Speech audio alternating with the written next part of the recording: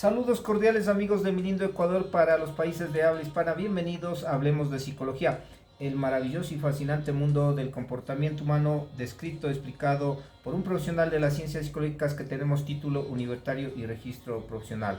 El presente tema, el presente video tiene que ver con las discusiones positivas o con las discusiones constructivas.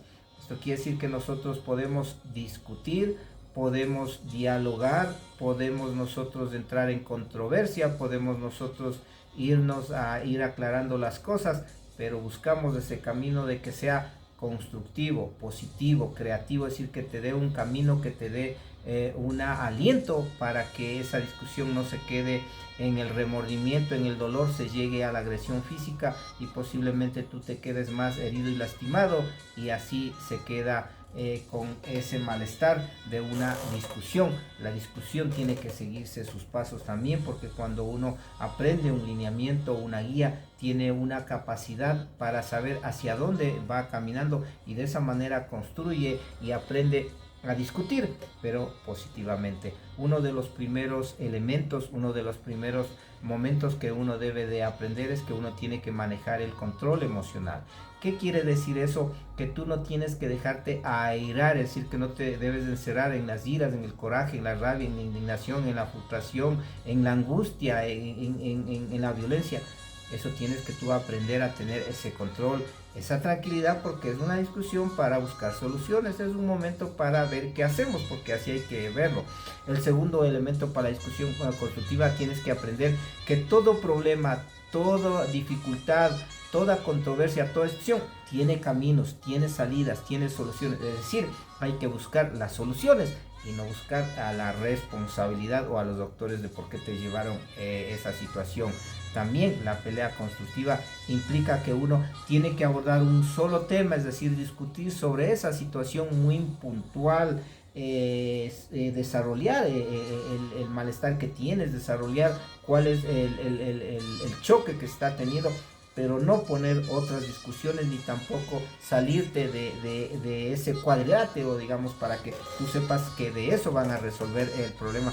También tienes que aprender tú que en la discusión constructiva nosotros tenemos que hablar a través de lo que sentimos, es decir, de lo que yo siento, de lo que yo estoy pensando, de lo que yo es mi punto de vista, pero siempre siendo flexible, de que la otra persona también tiene su lado y sobre todo ahí ponerse a veces en el lugar emocional, en el lugar de la persona, para que uno pueda sentirse más tranquilo y pueda ir el camino de la solución constructiva, de las discusiones positivas. También nosotros tenemos que considerar que no debemos interrumpir, porque si interrumpimos, si nosotros estamos leyendo el pensamiento, si nosotros estamos elucubrando las cosas y no preguntamos, obviamente ahí las discusiones se hacen más álgidas, pero también nosotros tenemos que darle el tiempo a la persona para que aclare, para que explique, hacer preguntas.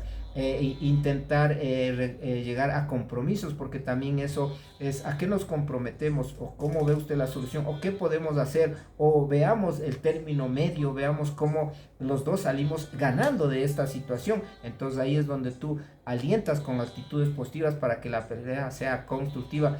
También tienes que aprender tú que cuando tú peleas a más de que uno puede ganar más y el otro menos, lo importante es que uno se quede en paz, en buena lid, es decir, que eso no lleve a fricciones y tú te quedes resentido, dolido o molesto o incómodo. Por eso hay que buscar las soluciones adecuadas y creativas. Nosotros tenemos que ponernos en la otra situación de la persona. Nosotros tenemos que decir nuestro punto de vista, desarrollar lo que queremos decir, darle también la atención a la otra persona, llegar a los compromisos, a las soluciones prácticas y también nosotros no irnos de otro problema o de otra situación. Es decir, hay que plantear el problema muy puntual para sobre todo buscar las soluciones, buscar los compromisos. Por eso es que la discusión implica también ese control emocional de que yo he aprendido a manejar mis iras, mi coraje, mi rabia, mi indignación, mi frustración, y que aquí estoy en una pelea para que los dos salgamos, como dicen,